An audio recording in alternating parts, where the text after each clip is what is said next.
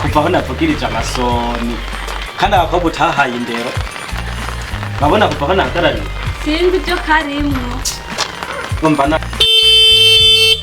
ndabire vrema kuva aho twahagarariye nta ndero uba umuha wewe oya sinzi ibyo ari musanga yafatira ari mu gikoni sashe urambye ndakubesha gute aho usanga uzi nimero z'abandi bantu jewe atari nimero z'abandi kubera ko atari nimero yawe sheri zimbwiye rero kugira ngo kuzizi sheri nkazi kubarira yego uno musi mwijoro ndiyongeze yego nta kibazo okay sawa so asanteye 37 nona ntikatre izo n'izindi ntazi oya nukuri nizo nyene je narinzi ntazi hamagara rero kamakurata kugurure mve ngaha we makurata makurata we makurata uri mubiki ngo ugura tuma nkamwe no mvura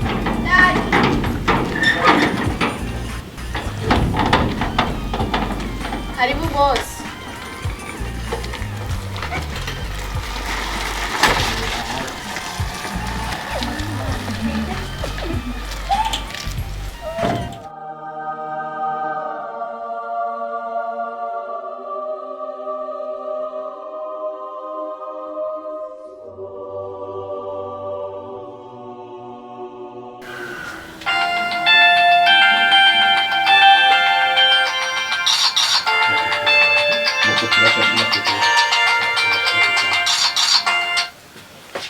Al?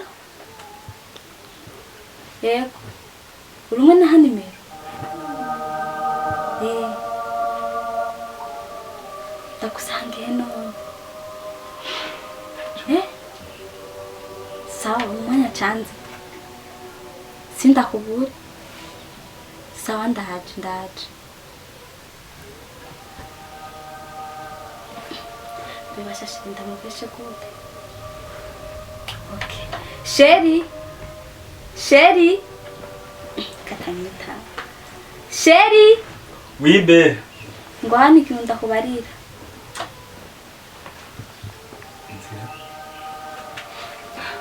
Nishirwe nk'ubu ko twari tuvanye hariye byo nushaka kumbwira nibi. Nene ndaburi ibintu ndakubwira. Uko mushaka umwanya wose. Ushaka shakende.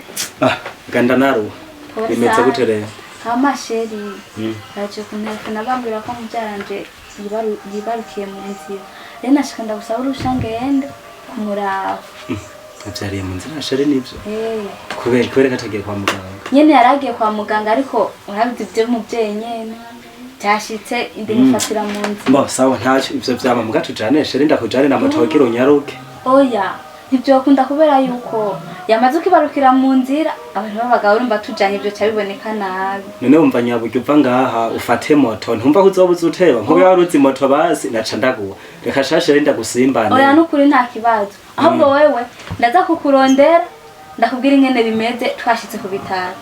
Sawa ntacyo genda ndazi ko na siporo wakunda kuyikora genda urabe. Yego sawa uyiteho. Yego nawe sawa. Kabashano kweri jewe kumukora agiye ndahaguma ndumwe. Oya nta mugabo atiramira muhira reka nigire ko kabare ko narinze ngo nje turuhuke n'umugore.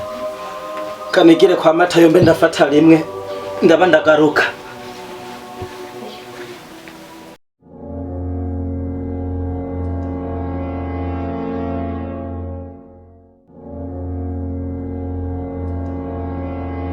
Ndakubaze ujya mwari kumwe ni musaza wawe cyangwa hari icyo mupfana? Oya ntabwo ari musaza ujya n'umugabo wanje. Byiza. Hama nashaka kukubwira ko nukuri nubwo ufise umugabo gusa nukuri uri mwiza. Ndi mwiza urakoze cyane. Anisa. Nukuri nje naragushimye. Barashimye. Nikubona. Nibyo. Narabibonye ujya musiko yacu nsaba nimero n'ubwa mbere umbonye nyene ni byiza. Nukuri nje n'umumenga nubwo ufise umugabo byiza two wotuma umuhebukaza tukibana. Oya ko je ntaco uzomburana.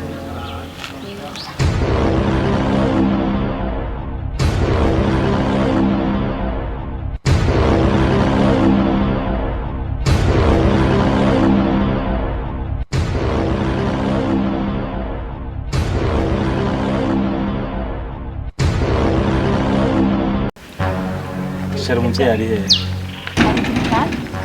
ariko bitanu bavuze ko muvyara we yavyariye mwibarabara kumbe bavyara abantu bavyara abantu bakuze oya uyo wone uwo mwana yo bebe ni sawa yavyaye yarukuze kweri